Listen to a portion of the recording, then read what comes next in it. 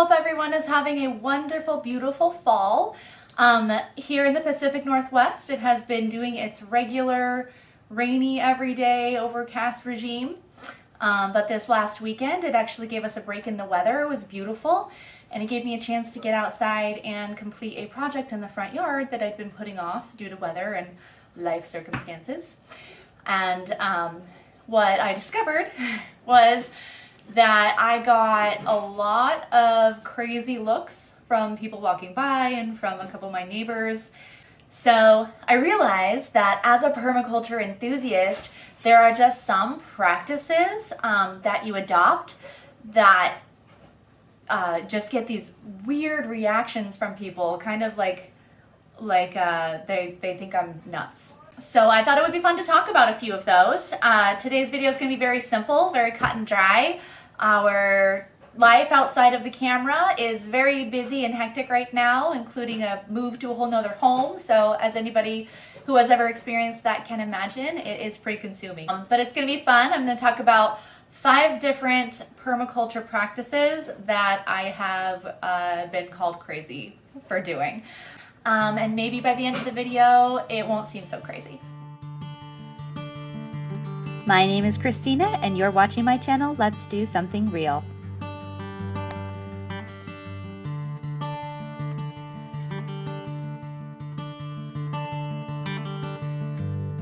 first thing I'll address, since I already kind of brought it up, is ditching the front lawn.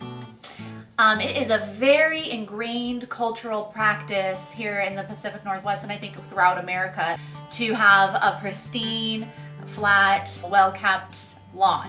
And I'm not really a fan of it. Grass, for one thing, is very water intensive. It does not have a good way of shading its own root system.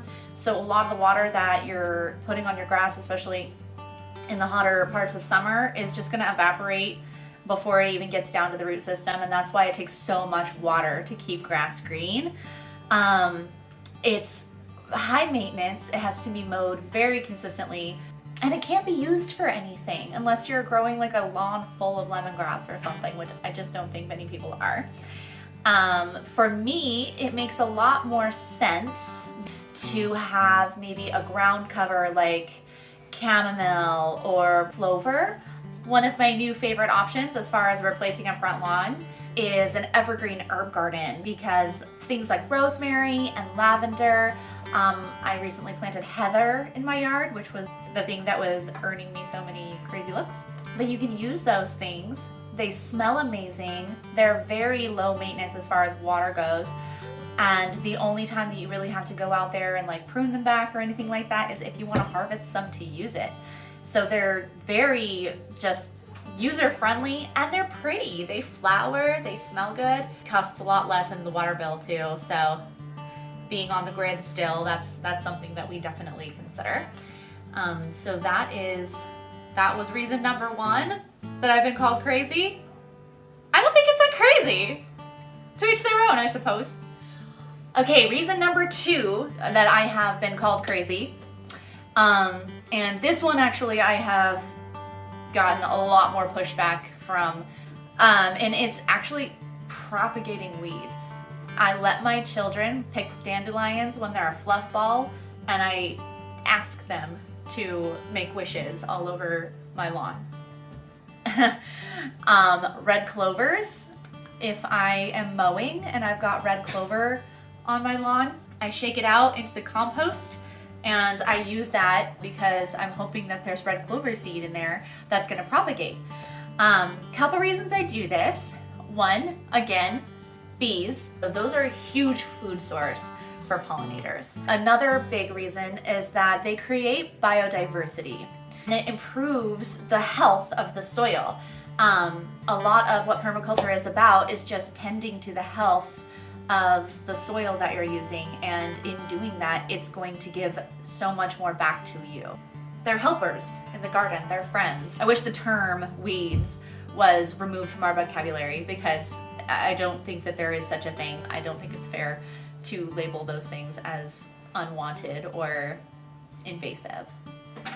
The third thing that has gotten me crazy eyes is treating things that are commonly known as annuals as perennials. I overwinter my tomatoes and my peppers and my eggplants, and it works out. I know that typically they tell you to ditch the whole plant after it has expired in fall so that you can make room for another plant in the spring.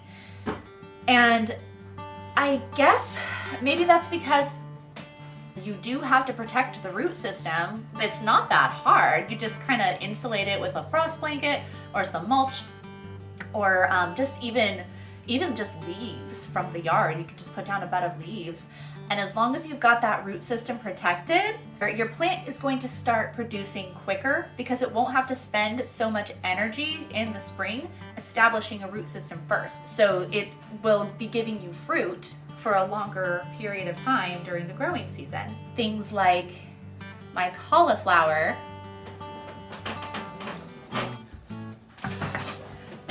Okay, so I've got this whole colander full of cauliflower that I harvested, and some of these heads are a second harvest and some of them are a third harvest for this year. And I had many people ask me, like, aren't you, like, you harvested your cauliflower, aren't you going to pull that plant up so that you can prepare that area for something else in the spring? And I just let them go, and I got a second and in some cases a third nice big head of cauliflower off of those. And I've heard people that have a broccoli plant that is the same plant for like almost a decade, just by, again, caring for the soil and making sure the soil is enriched naturally through doing its own thing and not worrying if there's weeds in there or if there's leaves on top of it. And you get a good harvest. You get booster crops and you get things to come back the next year.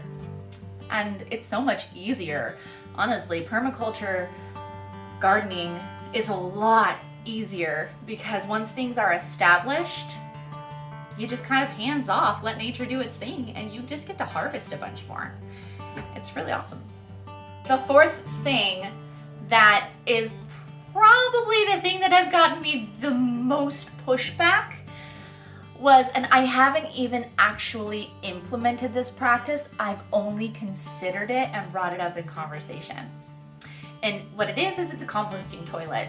Composting toilets are, in my opinion, actually a lot more convenient and clean feeling than a conventional toilet.